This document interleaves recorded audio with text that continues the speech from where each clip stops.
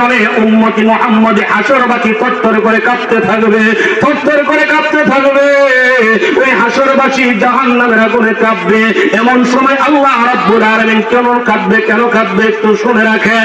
আল্লাহ রাব্বুল আলামিন ঘোষণা করে দেয় সূরা ইয়াসিনের ভিতরে, ও পৃথিবীর মুসলমানেরা শুনে রাখো, আল্লাহ রাব্বুল আলামিন ওই দিন বলবে, হে গুনাহগার বেঈমানের দলেরা, নাফরমানের দলেরা, মুমিনদের দলভুক্ত হইতে আলাদা হয়ে যাও। হে আছো বেনামাজি, নামাজিদের দলভুক্ত হইতে আলাদা হয়ে যাও।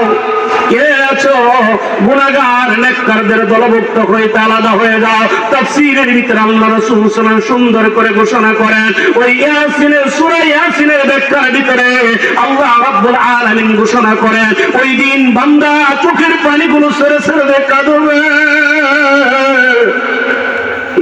উম্মতের কান্দারি নবী মুহাম্মদ রাসূলুল্লাহ সাল্লাল্লাহু আলাইহি ওয়াসাল্লাম এর আশিকগণ চোখের পানিগুলো ছেড়ে কাঁদবে, হাসরের ময়দানে কাঁদবে।